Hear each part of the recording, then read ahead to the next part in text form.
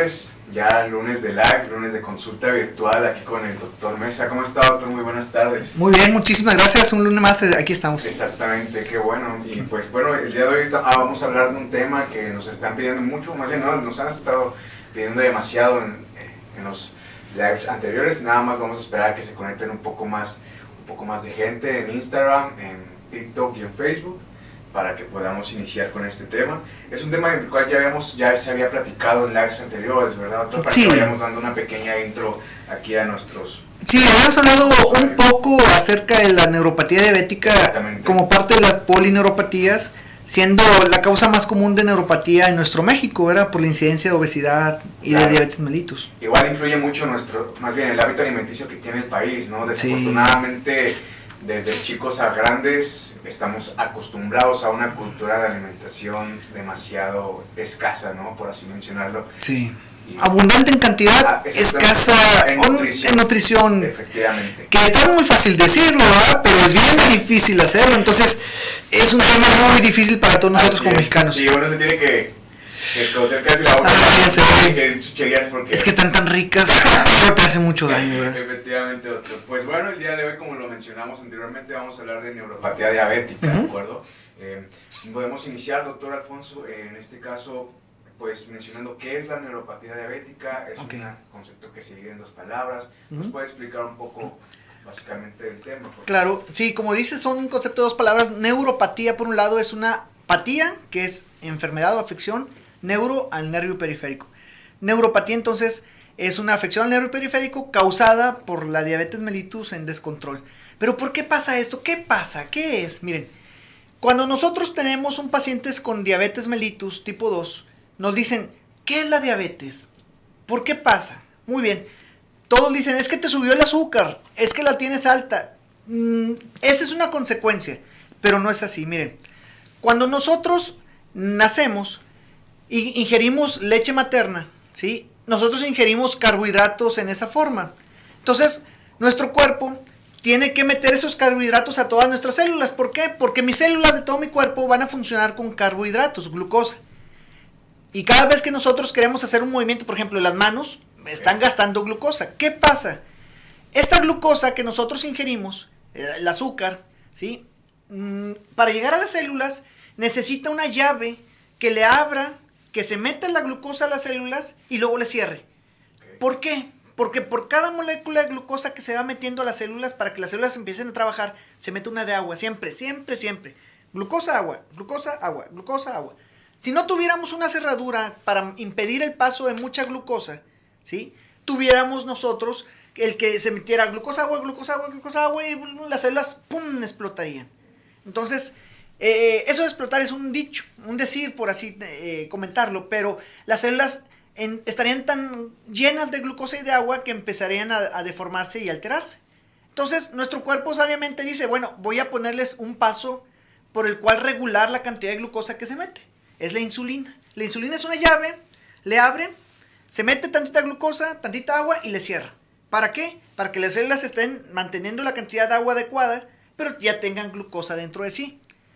¿Qué pasa? Que la glucosa es la que va a darle el impulso para producir insulina y nuestro cuerpo ya está predestinado genéticamente a tener 5 picos de insulinas que ya los tenemos en la mañana, mediodía, en la tarde noche y en la noche. O sea, son 5 picos, por eso las 5 comidas que debemos de hacer. 3 comidas, 2 colaciones. ¿Por qué? Porque imaginemos, comemos y le decimos a nuestro páncreas, oye, produce insulina, y produce. 10 años, 20 años, pero comemos 5, 6, 7 veces al día una gran cantidad de comilonas con una gran cantidad de carbohidratos. Entonces el páncreas dice, oye, comió otra vez de más el humano, pues produce más insulina, un poquito extra. Y ponen a forzar a las células beta del páncreas a hacer más insulina. Y dice, bueno, tantito está bien, no pasa nada. 10 años dice, bueno, 20, 30, a los 40 dice, estoy trabajando el doble, está comiendo bastante, no puedo tanto, voy a hacer menos cantidad de insulina porque ya no puedo más. Entonces a los 40, 50 años hacen menos cantidad de insulina. O la hacen, pero la hacen deforme. ¿Por qué? Porque los trabajadores ya están cansados. No les das un respiro, no los dejas comerla 5 veces al día tranquilamente, poquito, ¿sí? Y que la insulina que se haga sea suficiente para meter la glucosa al cuerpo. Entonces, el cuerpo empieza a decir, no tengo insulina. Y las células necesitan que le abran la cerradura para meterse glucosa y cerrarle. Y si no tiene esa cerradura abierta porque la insulina no está hecha o está mal hecha, no se abre. Entonces la glucosa que antes se metía fácilmente a las células, ahora no se mete, se queda afuera. Entonces al medir en la sangre, la glucosa está afuera, no está dentro de las células. Dice uno, es que tienes azúcar, quiere decir la diabetes mellitus, que tienes mucha cantidad de azúcar en tu sangre. Sí, pero eso significa que en tus células no hay. Entonces realmente la diabetes mellitus es una hipoglucemia celular. Las células dicen, necesito comer, necesito glucosa. Y irónicamente tienes mucha, pero no hay quien le abra. Okay. Entonces, una de estas células que principalmente requiere mucha glucosa para mantenerse saludable y funcional, son las células que hacen mielina. ¿Se acuerdan que les expliqué la vez pasada que era una mielina? La mielina es como una grasita que a un cable, ¿sí? Acuérdense, cable, por aquí adentro va el cobre y por fuera va el plástico. El cobre manda la señal y el plástico lo aísla del medio. Bueno, en nuestro cuerpo es casi similar. Por nuestro cuerpo va la célula neurona por dentro y la mielina por fuera. Y eso hace que se mantengan los impulsos nerviosos normales. La mielina dice, cuando los pacientes diabéticos, oye, necesito glucosa para poder yo funcionar. Es que no hay. ¿Por qué? Porque no hay insulina. Entonces, las células de la mielina, las células de Schwann, dice, ¿y ahora cómo le consigo energía para funcionar? Ah, ya sé. Y hacen una vía muy especial que ninguna otra célula hace en forma importante. Se llama vía de los alcoholes o los poliglicoles. Entonces, las células empiezan a autocomerse. Imagínense que se empiezan a comer solitas y se empiezan a dañar. Entonces empiezan a carcomerse realmente. Entonces, si antes la transmisión nerviosa de una célula era normal, o sea, transmitía el impulso nervioso para yo mover un dedo, ahora traduce el impulso nervioso, pero ahora es lento, porque está lleno de desmelinización o de problemas de la mielina. Entonces, en una carretera normal va rápido la corriente. En una carretera empedrada va lenta. Entonces, le quiero decir a mi cuerpo, muévete. Y se mueve, pero con mayor dificultad, menos fuerza. Eso ya no reacciona de la misma manera. Claro. Eso es la neuropatía diabética. Que los pacientes ya no les responden sus nervios periféricos porque se están autocomiendo. ¿Por qué? Porque les falta azúcar. Oye, pero tengo bastante azúcar, sí, pero no tienes dentro de tus células. Entonces, ¿qué hacer? O produces más insulina, poniéndote tu insulina, o dejas de comer para que... No dejas de comer, obviamente. Claro. Come saludablemente para decirle a tu cuerpo, oye, ya te voy a ayudar, ya no voy a comer tanto, para que tu cuerpo empiece a hacer un poquito más de cantidad de insulina y que esta insulina que haces de más ya sea suficiente para mantener ya niveles adecuados en la sangre, ¿verdad? Allí es cuando ya se estructura un plan alimenticio para que se pueda funcionar. Es importantísimo. Con normalidad, pero... Hace una mejoría clínica. Una mejoría, ¿no? Se tarda 7 meses de comer bien para que el cuerpo humano empiece a tener una remilinización adecuada. Por lo que escuché, doctor, ahorita que nos estaba comentando, que nos estaba dando la explicación general, mencionó algo muy importante, que a partir de cierta edad es cuando ya se inicia ese tipo de deterioro. Es más que todo porque cada vez comemos peor. Antes empezaban las neuropatías diabéticas a los 50, 60 años. Ahora se redujo. Ahora 40, 50. Exactamente. Entonces, porque cada vez comemos peor. ¿Por qué? Porque es más fácil conseguir comida rápida. Así es. Porque el trabajo es más estresante y no tenemos mucho tiempo para comer una comida adecuada. Vamos menos a la casa a comer porque comemos en el trabajo. Sí. O sea, son muchos factores que obviamente se salen de nuestras manos, pero hay gente que lo hace y no es diabético. ¿Por qué? Porque se logra controlar bien una alimentación adecuada. Se lleva comida o compra comida, pero no es una cantidad importante, come en menor cantidad. Entonces es importante para nosotros el tener una dieta muy saludable para lo mismo, ¿verdad? Ok, exactamente, doctor. Yo creo que igual una dieta saludable y poder dar una estabilidad a nuestra vida diaria, ¿no? Tanto poder coordinarnos dentro del trabajo y pues más que nada procurar a la máquina, que somos nosotros. Totalmente. Si tratamos tan bonito a un carro, ¿por qué a nuestro cuerpo no? Exactamente. Sí. Si le damos servicio, ¿por qué nosotros también no darnos ese pequeño servicio? Doctor, en este caso la duda es, ¿la neuropatía diabética tiene relación con, en este caso, la diabetes mellitus? ¿Hay algún tipo de relación con base a ello? ¿O sí. Son diferentes? No. La diabetes mellitus es la enfermedad que les explicaba, donde el cuerpo no aprovecha la cantidad de glucosa que le estamos consumiendo ya porque el páncreas deja de hacer una cantidad importante de insulina o las hace deformes. Porque lo hiciste trabajar tanto tiempo tu páncreas, comiendo, que ya el páncreas dijo, ya no puedo, los trabajadores me hicieron huelga, las células beta ya no están formando insulina o la forman deficiente y ya no se mete a mis células por esa llave, ¿sí? La cantidad de glucosa necesaria. Entonces las células del cuerpo empiezan a decir, necesito glucosa. Todas dicen, necesito glucosa. Pero una de las más sensibles es las células que producen mielina. Por eso se empieza a dañar y por eso la neuropatía diabética, ¿verdad? Ahí es cuando entra el daño a los nervios. El daño a la mielina del nervio periférico como tal. Ok, comprendo, doctor. Y igual, ¿qué es lo que... ¿Por qué es que se dañan los nervios? Aparte en este caso, de dejar de uno alimentarse de la forma correcta, de producir insulina, ¿hay algún otro tipo de repercusión que afecte directamente a nuestro sistema nervioso? Sí, los nervios son tejidos vivos. Y aparte de que no les entra glucosa, empieza a haber menos irrigación sanguínea. Se llaman vasa nervorum. Son unos vasitos chiquititos microscópicos que le dan irrigación y le llevan nutrientes a los nervios como tal. Esos empiezan a dañarse. Empiezan a hacer algo que se llama microangiopatía.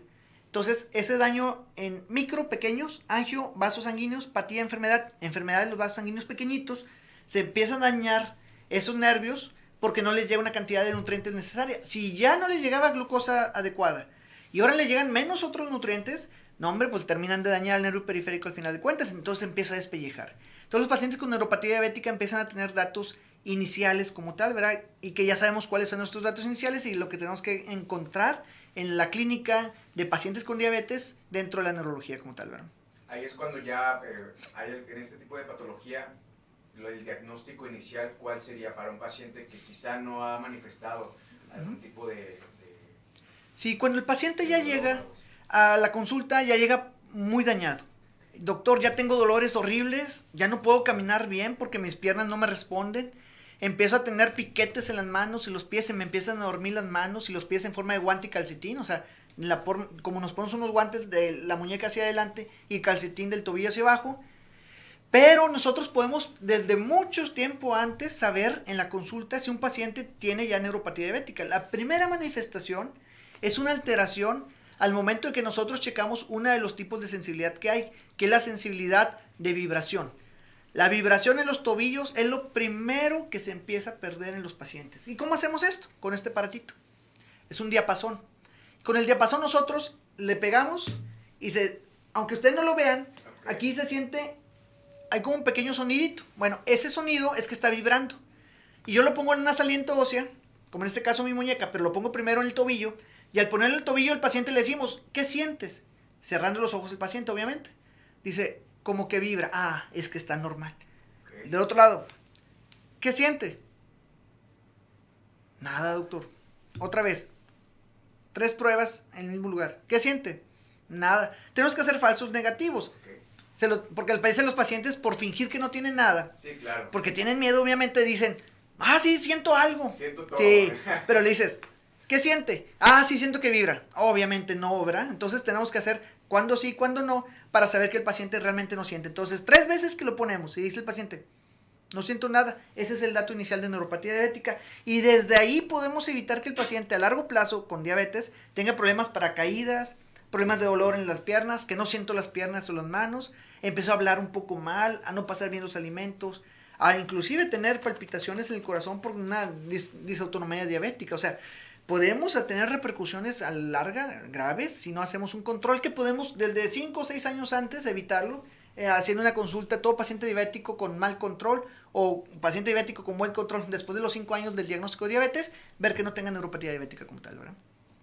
Igual realizar una consulta preventiva para ese tipo, o más bien para las personas que desconocemos si tenemos o no algún tipo de diabetes. ¿Es posible hacer esa prueba, doctor? No, ¿O ya es en paciente, son en 2 partes. O okay. Pacientes diabéticos en mal control en 2 o más tomas que estén por encima de 140 miligramos por decilitro en ayuno de glucosa. ¿Por qué 140? Porque es cuando ya empieza a haber daño. 140, indirectamente nosotros podemos dar una proporción de daño arriba de 140 en ayuna de lesiones neuropáticas, ¿sí?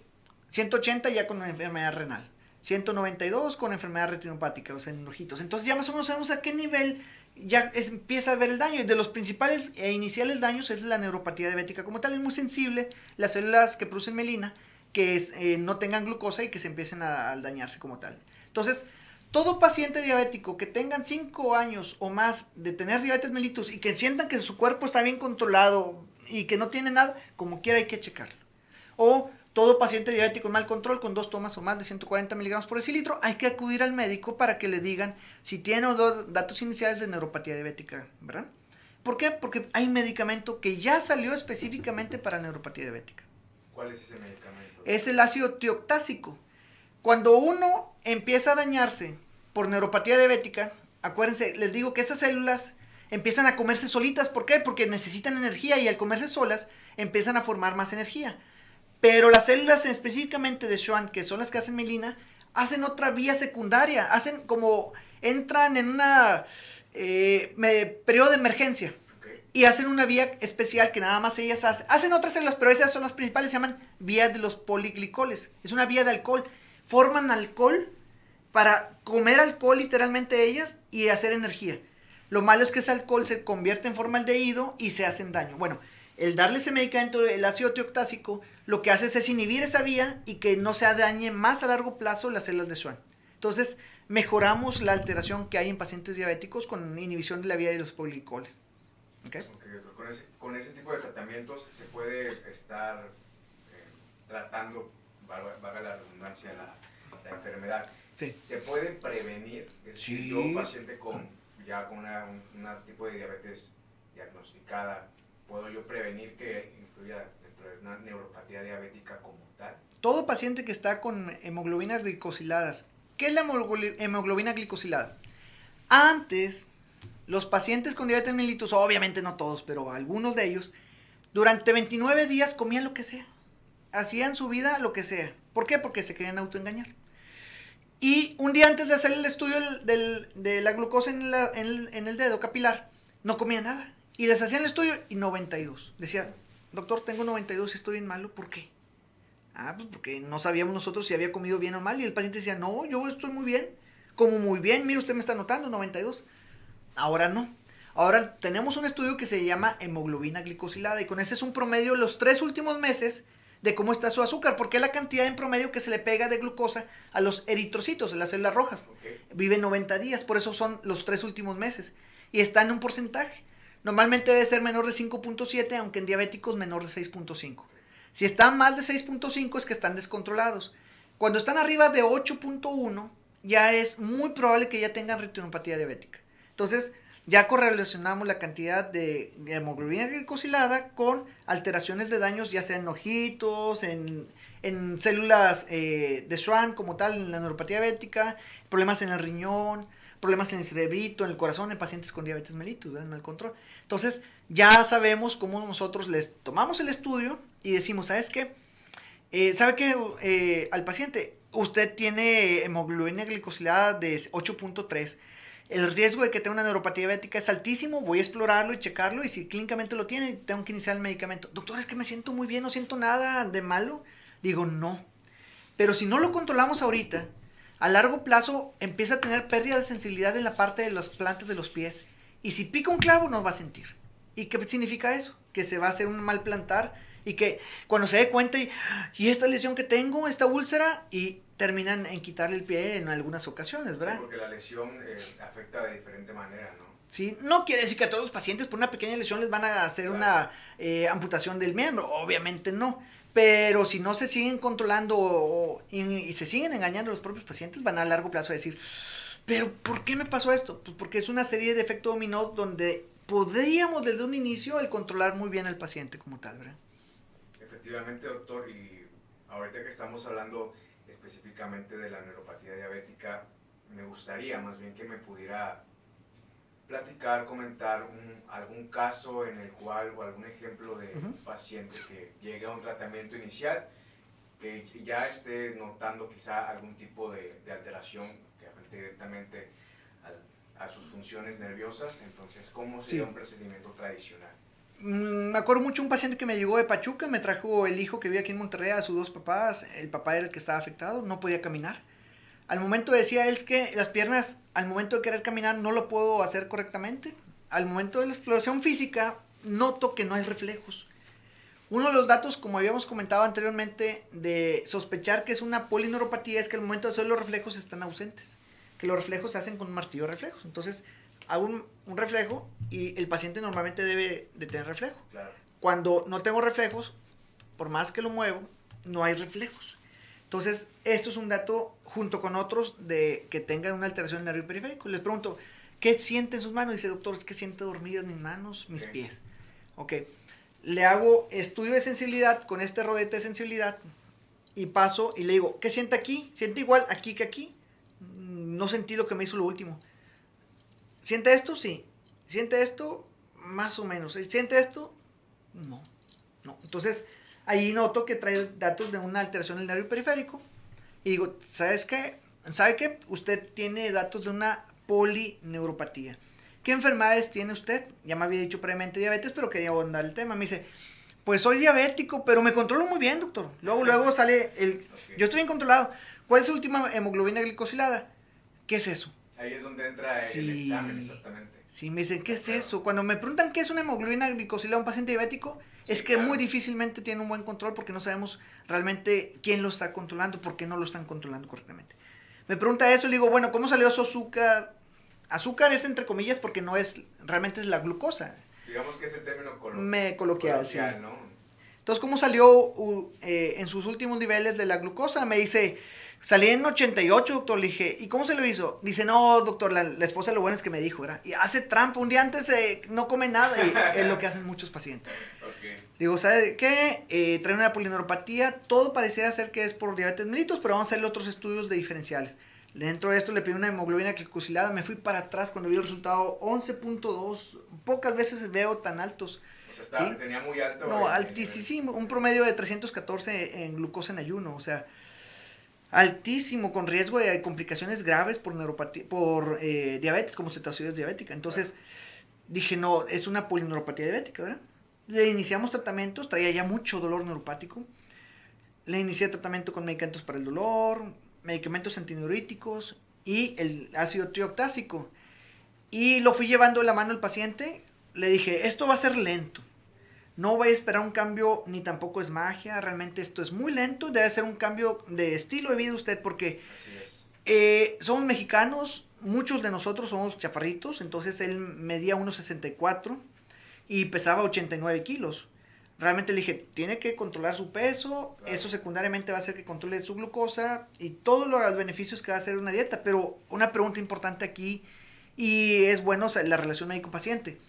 Yo voy a poner mi parte como médico, pero usted como paciente. La pregunta es, ¿va a seguir un cambio de dieta? Porque me puede decir, doctor, no lo voy a hacer. ¿Para qué nos hacemos? No lo voy a hacer. Ah, bueno, voy a tratar de otras formas de mejorar el daño, porque va a seguir habiendo daño, obviamente. Él me dijo, no, doctor, voy a hacer todo lo posible porque quiero ver a mis nietos, no me quiero morir. Este es un dato. Le dije, sí, porque si así están sus nervios periféricos, también pueden estar los nervios automáticos, como los que van al corazón, se llaman nervios autonómicos. Y puede haber daño en otras partes del cuerpo. Aparte, la diabetes puede dañar también cerebrito, corazón, riñoncito, ¿verdad? Como tal.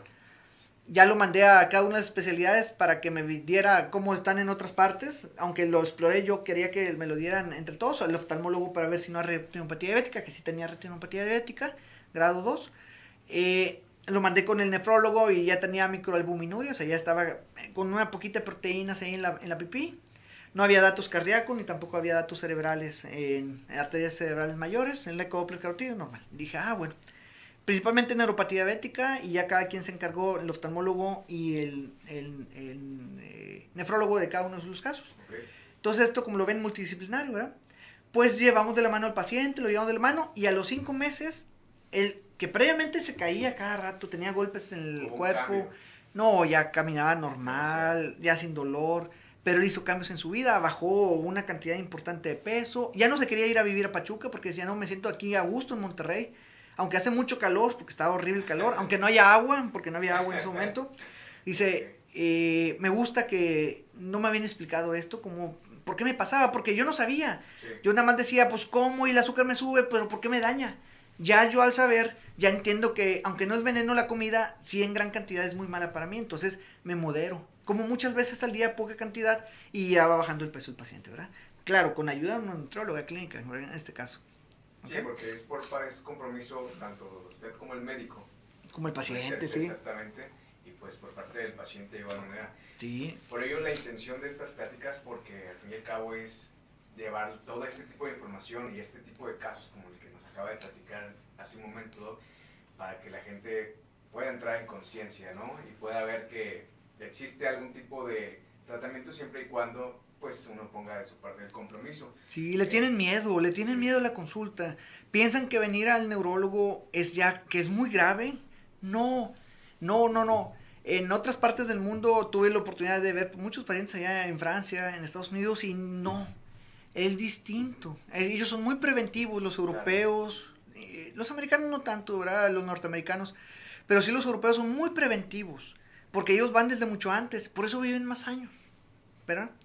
No sabemos si la calidad y cantidad de vida sea buena o mala, no sabemos, pero viven más años. En general lo que nosotros queremos luchar es esa cantidad de años y vivirlos muy bien, pero tenemos que poner nuestra parte, porque no todo es fiesta, no todo es comer.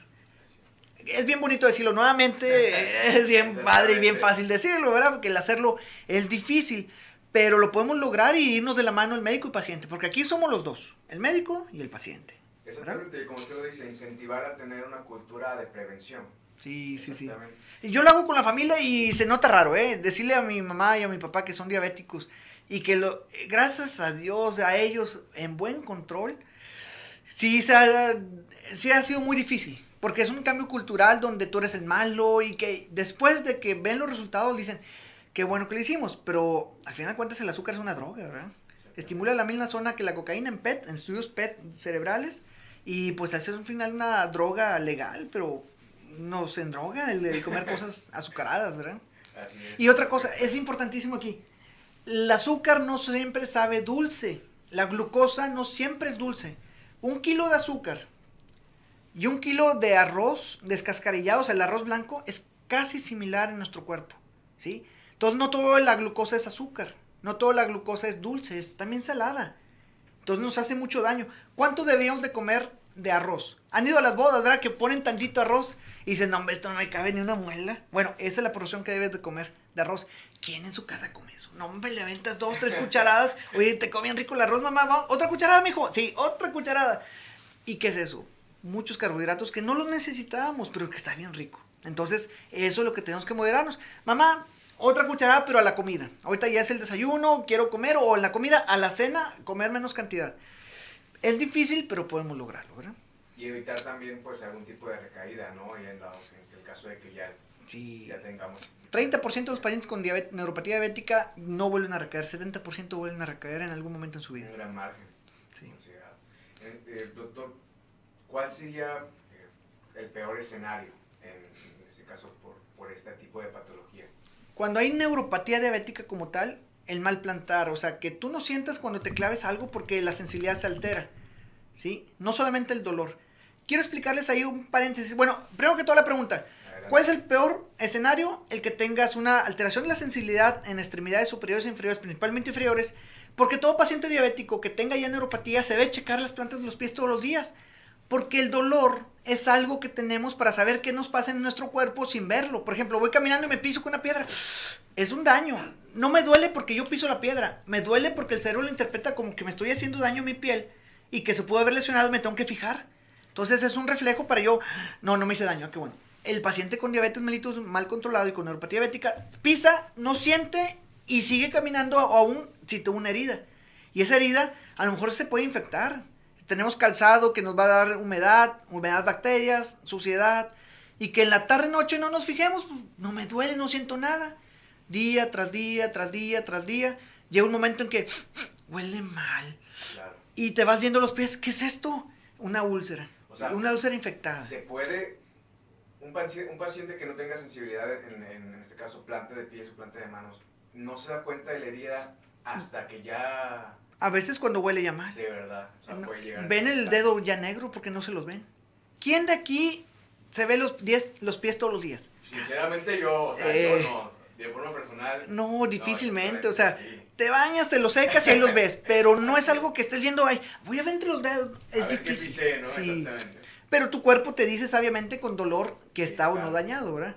Entonces es una forma para saber secundariamente si tienes algún problema. Pero imagínense que ese mecanismo de defensa se perdió.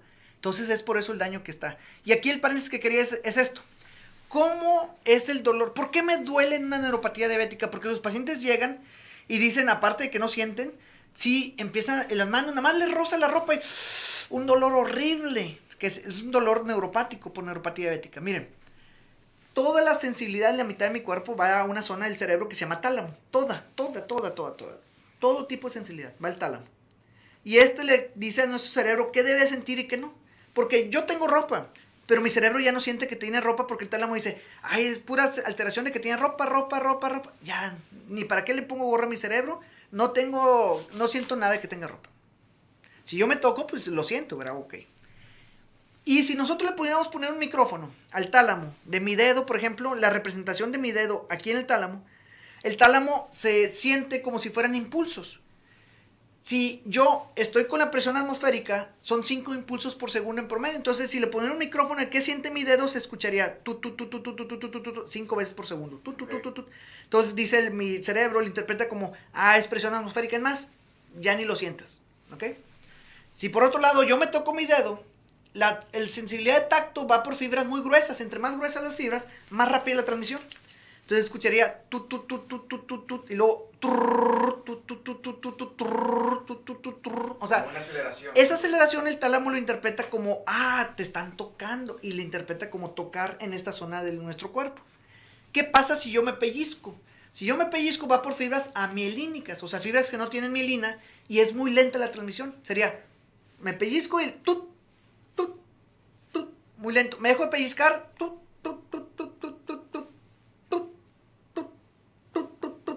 o sea, cada vez que me pellizque, va más lenta la transmisión. El tálamo dice, dolor, es dolor. Ok. Y me toco otra vez. Bueno. Cuando hay neuropatía diabética, ¿qué pasa? Se desmieliniza. ¿Se acuerdan que les comenté que se rompía la mielina en pedacitos? Entonces, la transmisión es más lenta. Todos los pacientes que deberían de sentirlo normalmente al tocar, se tocan, y la señal que debería ir bien rápido está desmielinizada. Entonces, se escucharía Entonces dice el tálamo, dolor. No es dolor, es una mala sensación. Interpreta como tocar, el tálamo lo interpreta como dolor. Entonces, realmente por eso los pacientes con neuropatía diabética dicen, me duele hasta que me roce las sábanas. ¿Por qué? Porque está estimulando zonas y va muy lenta la transmisión y el tálamo se equivoca. Y interpreta como dolor lo que no debería interpretar como dolor. Por eso la remelinización, o sea, el que vuelva otra vez a formar melina, va a volver a tener la sensibilidad normal y el paciente ya no va a sentir el dolor neuropático. Entonces, ¿dónde debemos de bloquear el dolor? ¿Aquí o acá? Acá. Porque el dolor no es acá, el problema no es acá. El problema es el tálamo que está mal interpretando las señales. Entonces, el medicamento para dolor en neuropatía diabética debe ser un dolor con respuesta central. Debemos de controlar el dolor acá. Con medicamentos parecidos al GABA, con medicamentos opiáceos de baja acción, no narcóticos. O sea, tenemos de controlar acá el dolor de la neuropatía diabética y mejorar la sensibilidad con el paciente. Entonces, sabiendo la fisiopatología, el por qué ocasiona la neuropatía diabética el daño en tu cuerpo, es cómo lo vamos a controlar, ¿verdad? Claro, doctor. Y sobre todo el poder estar consciente que sí existe tratamiento para ello y que existe una forma donde yo como paciente puedo influir dentro de la patología de neuropatía.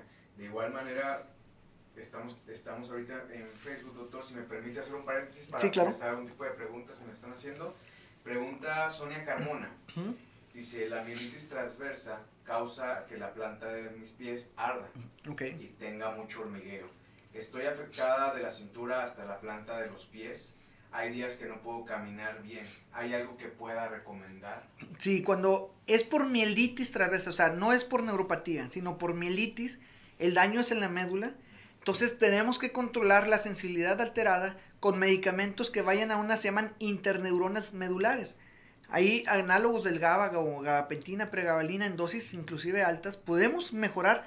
Obviamente necesita acudir con su médico para ver si es candidato o no. Esto no es para que se autorreceten los pacientes. Claro. Pero sí es mencionarles que hay forma, si es un dolor en las plantas de los pies, que podemos mejorarlo al momento de controlar la sensibilidad en la médula. Porque la médula también está transmitiendo en la mielitis unas formas anormales de sensibilidad. Porque aunque llega el tálamo toda la sensibilidad, todo eso pasa por médula. Y si está dañada la carretera de información, pues también empieza a ser más lento y empieza a transmitirse mal hacia tálamo. Entonces, por eso sienten dolores ardorosos o dolores como piquetes en las plantas de los pies pacientes con mielitis transversa, ¿verdad? No se llega a comprender con exactitud qué es lo que uno siente, ¿no? Por lo que usted está comentando. Se llaman disestesias o parestesias. Es sensaciones distintas a lo que está hecho el cuerpo humano para sentir. A veces son sensaciones que el paciente dice, no sé cómo decirlo, pero lo siento desagradable. ¿Ese tipo de episodios que mencionas son esporádicos o ya... dependiendo del paciente, tiene... del daño que tenga el paciente es dependiendo. Si está en una etapa de remilinización de la médula, pueden ser espontáneos. Okay. O después de algún activador, como puede ser algo sensitivo, algo audible, algo visual. O pueden ser permanentes aquellos pacientes que ya tienen una lesión crónica y casi siempre postraumática. Entonces debemos de ver por qué el daño y ver el pronóstico a largo plazo, si va a mejorar o no la sensibilidad después de una mielitis transversa, ¿verdad? Como tal. Claro, doctor. Aquí pregunta, bueno, primero que nada le mandan demasiados saludos. Muchísimas gracias. Doctor, doctor atiende a toda mi familia, comenta Sara. Fabi Guevara, excelente médico, muchos saludos le mandan, doctor. Muchísimas gracias a todos. Y pues bueno, no sé si nos pueda por favor comentar dónde lo podemos encontrar para poder realizar algún tipo de consulta preventiva o algún tipo de consulta con respecto a temas neurológicos, neuropatía diabética. Sí, estamos en Neuromesa, en el Centro Médico AVE, sexto piso, y lo principal es que acudan con su médico, realmente tengan la confianza con su médico, el médico familiar, el médico neurólogo, para tener un control adecuado de todas las posibles complicaciones que puede ser en su diabetes mellitus. Diabetes mellitus no solamente es igual a que yo tengo el azúcar alta. No, es algo muchísimo más complejo que eso, y que es una enfermedad muy común, que muchos mexicanos médicos debemos de saber, inclusive no médicos, porque esa es la enfermedad de las más comunes que tenemos, y que podemos controlar e inclusive evitar, o si ya aparecen datos iniciales, prevenir que vengan más datos a largo plazo. Entonces, mientras más pacientes tengamos con más daño a largo plazo, quiere decir que no estamos haciendo nuestra salud preventiva correctamente. Hay que transmitirle a más personas y a más personas y estas a más, y así se va extendiendo las noticias de por qué hacer las cosas. Entre más preventivo, mejor para los pacientes. Menos amputaciones llegaríamos a tener, o la meta es que nunca tuviéramos una amputación por una neuropatía diabética, ¿verdad? Claro, así es, difundir el mensaje, hacer llegar a todo tipo de personas este tipo de información para que se empiece a fomentar más que nada una cultura de prevención y pues también tengamos la información de manera adecuada, resumida, y que cualquier persona la pueda comprender, sí, como su servidor, o sea, como yo. Eso es importante porque claro, hay varios amigos médicos que me dicen, oye, es que lo que dices está muy simple. Le digo, es que la forma sí, para que mayor cantidad de gente, obviamente la neuropatía diabética es muchísimo más complejo que eso, muchísimo más complejo. No nada más es cambios neuropáticos, también es macroangiopatía, alteraciones a nivel de endotelial, problemas con la COX-2, alteraciones en la GLUT1 al 4, problemas del PIPAR4, o sea, muchísimas cosas, pero que en resumidas cuentas es la forma de explicarlo, ¿verdad? Pero sabemos que como médicos, sí, y es muy complejo. Realmente el saber alteraciones o complicaciones macroangiopáticas de la diabetes mellitus es todo un libro de 1800 hojas, entonces con eso decimos todo, ¿verdad? Y además el saber qué palabras decir y cómo hacer llegar el mensaje de forma clara es muy complicado por la misma situación de que usted menciona que son demasiados temas. Sí. Doctor, me pregunta Rosario Guzmán, nos hace una pregunta muy interesante. Doctor, buenas tardes, me diagnosticaron neurofibromas.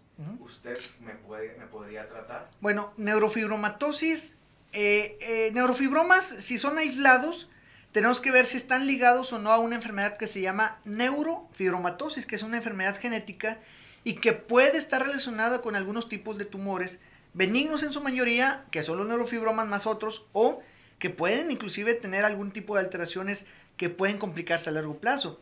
Entonces, si tienen neurofibromas, no significa que tengan neurofibromatosis. Son neurofibromas, pueden ser primarios y aislados o secundarios a una enfermedad genética que se llama neurofibromatosis y puede ser tipo 1 y tipo 2. Tenemos que investigar muy bien si no tienen las alteraciones genéticas, pedir el estudio genético para neurofibromatosis, si es que tienen otras alteraciones en la piel como son manchas café con leche o alteraciones a nivel de la retina. Sí podemos verlo, es lo que yo me fui a ver mucho en la clínica ya de neurofibromatosis cuando estuve en mi posgrado de tumores cerebrales, Y pues bueno, lo importante es ver si es primario o secundario la neurofibromatosis, ¿verdad? Como tal. Perfecto, doctor. Pues bueno, le agradezco mucho esta información. Antes, algo que quiera mencionar, doctor, antes de finalizar, les menciono únicamente para TikTok y Facebook, el doctor nos está haciendo ahorita la invitación vamos a realizar una pequeña prueba. Sí, vamos a hacer una prueba, exploración neurológica, Exactamente. ¿sí? Para ver, porque muchos pacientes con neuropatía diabética me han dicho, y es bien común, muy en común, yo creo que casi todos, tengo miedo de ir con el doctor porque sé que me van a hacer unos piquetes. No, no es así. Hay muchas otras cosas antes que pedir un estudio de electromiografía. Cuando un paciente tiene alteraciones de los nervios periféricos, o sea, neuropatía diabética, sí habrá que en algunos momentos que tenemos la duda, hacer un estudio que se llama electromiografía, donde les hacen unos piquetitos y ver cómo están sus músculos y sus nervios y la inervación como tal. No a todos para nada. Entonces ahorita quiero mostrarles cómo se hace una consulta rápidamente, no toda la consulta, sino el pequeño espacio que es para neuropatía diabética en los pacientes y que vean que es algo sencillo, no es difícil y que podemos así prevenir muchas alteraciones o complicaciones a largo plazo. Perfecto. ¿Okay? Pues invitamos a los usuarios de Facebook, TikTok, que se muden a live en Instagram. Ya está apareciendo ahí en pantalla para los de Facebook, es @neuromesa. Ahí estaremos haciendo la prueba que nos está mencionando el doctor. Antes de finalizar en el en vivo en Facebook y TikTok, doctor, ¿algo que quiera agregar? Sí, primero que todo, nuevamente, lo vivimos en la casa con familiares, es una enfermedad muy común la diabetes mellitus en nuestro medio, en nuestro México, que es de los lugares en el mundo junto con la India, junto con Brasil, Estados Unidos, que más proporción de pacientes están en mal control de diabetes mellitus, sí, ahora en Nigeria actualmente, y que podemos tener un buen control si cambiamos. Hemos cambiado, como México hemos cambiado. Cada vez nuestros hijos y nietos, en algunos casos, llegan a ser más delgados. Por primera vez la población, ¿sí?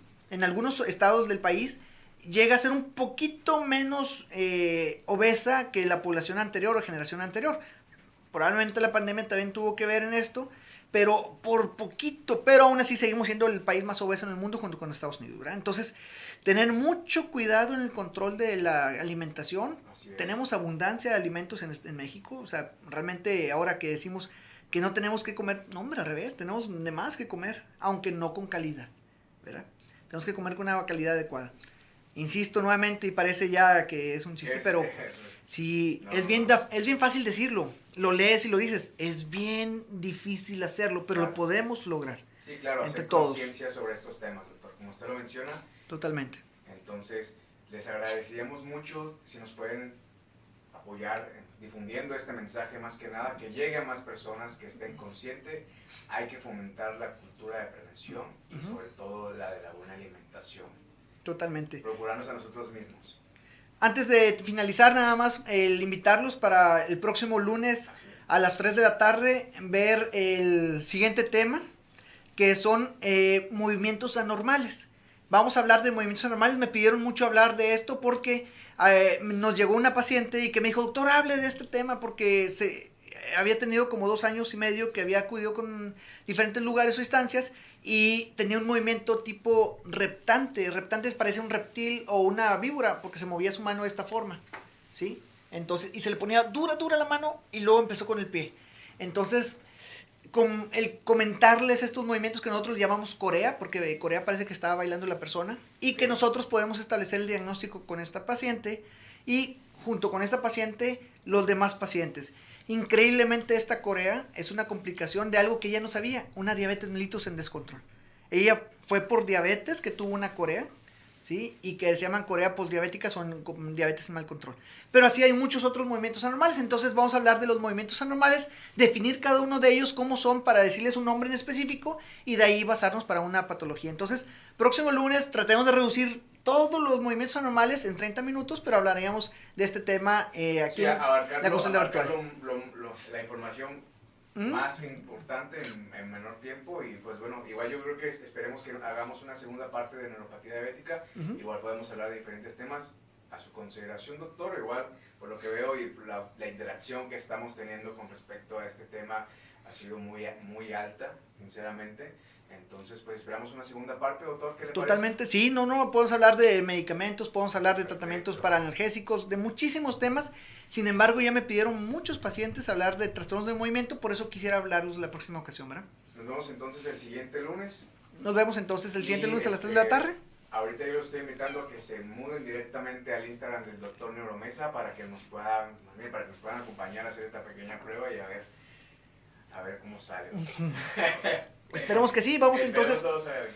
a ir hacia Hacia el consultorio consultorio, para así es. comentarles cómo es la consulta con el paciente, para que no tengan ese temor conmigo, con otros neurólogos, con médicos generales, con médicos familiares, que tengamos esa sensibilidad para ver al paciente y que pierdan ese miedo de ver en formas tempranas complicaciones de neuropatías diabéticas o en general de diabetes mellitus, ¿verdad?